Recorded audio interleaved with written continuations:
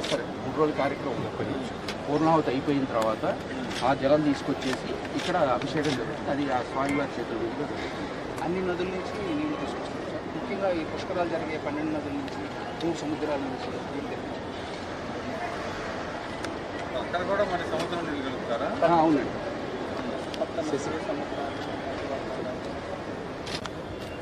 ఇది ఒక రకమైన ప్యూరిఫికేషన్. ఈ 12 ఏళ్లలో ఏమైనా సృష్టి దోషాలు కానీ ఏదైనా మనం తెలిసి తెలియదు మళ్ళీ ద్విగుణీకృతం అవడానికి రీజన్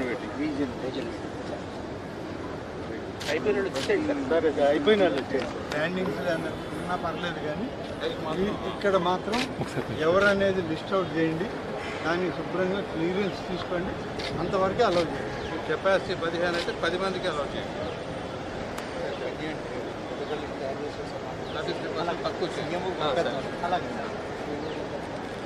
కెపాసిటీ 15 అయితే పీఠాధిపతి వారి దగ్గర నుంచి ఎంతమంది ఉంటారనే చూసుకోండి.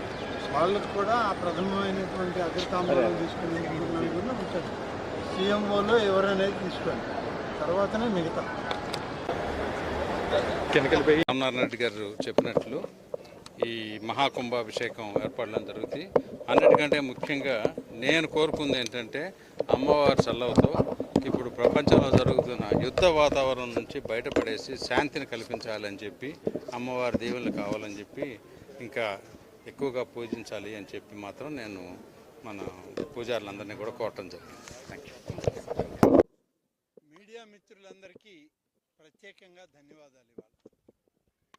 ఈరోజు ఒక పవిత్రమైన కార్యక్రమం విజయవాడలో వెలిసినటువంటి శ్రీ దుర్గా మల్లేశ్వర స్వామి ఆలయంలో కనకదుర్గమ్మ వారి యొక్క ఆశీస్సులతో కుంభాభిషేకం జరగబోతూ ఉంది. 12 సంవత్సరాలకు ఒకసారి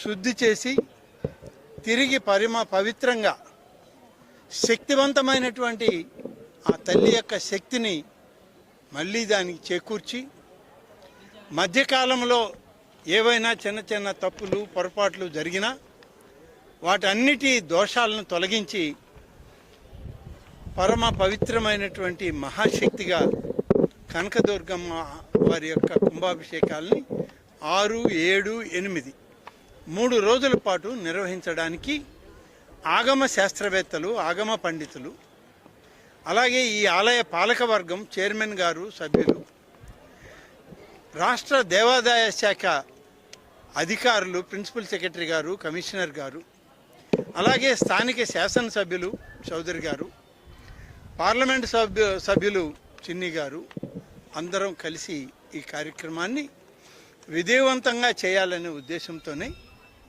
గౌరవ ముఖ్యమంత్రి గారికి ఆహ్వానం పలకడం జరిగింది.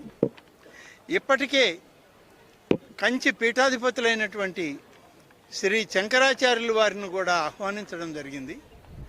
వాస్తవానికి గతంలో వారు నిర్దేశించినటువంటి కార్యక్రమంగానే ఈ తేదీలను ఖరారు చేసి ఈరోజు ఈ కార్యక్రమాన్ని పెట్టుకుంటూ ఉన్నాం. దానికి ముందస్తుగా శాసనసభ్యులు, నేను, పాలకవర్గం, చైర్మన్ గారు, మా దేవాదాయ శాఖ ప్రిన్సిపల్ సెక్రటరీ గారు, కమిషనర్ గారు అందరం కలిసి ఇక్కడికి వచ్చాం.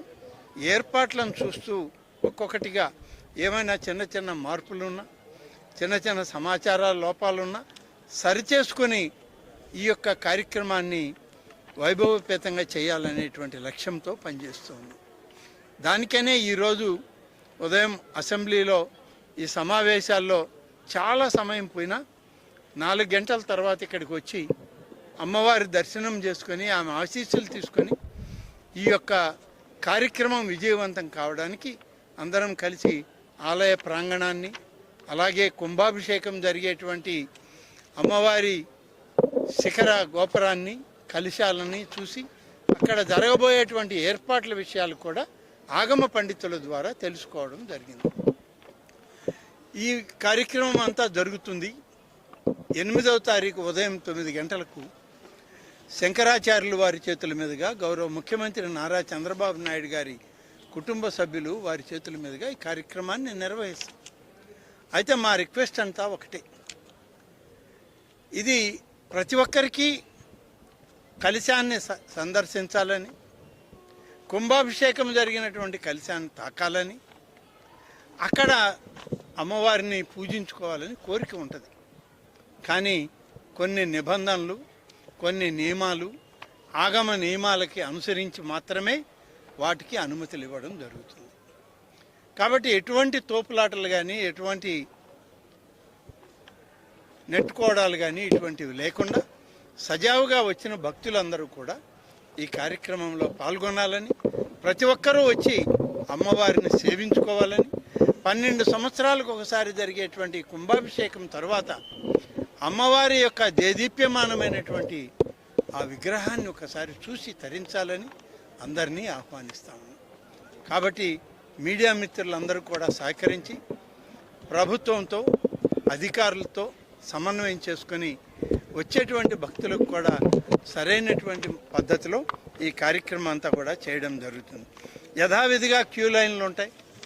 యథావిధిగా మనం ఎలా అయితే మహాశివరాత్రి పర్వదినాల్లో కానీ, నవరాత్రుల పర్వదినాల్లో కానీ, ఉగాది పర్వదినంలో కానీ ఎలా అయితే ఏర్పాట్లు చేస్తూ ఉంటామో ఈ కుంభాభిషేకానికి కూడా జిల్లా కలెక్టర్ గారు, అలాగే విజయవాడ పోలీస్ కమిషనర్ గారి ఆధ్వర్యంలో దీనికి ఒక కార్యక్రమాన్ని రూపొందించి ఒక SOPనిచ్చి దాని ప్రకారం దీన్ని నిర్వహించడం జరుగుతుంది.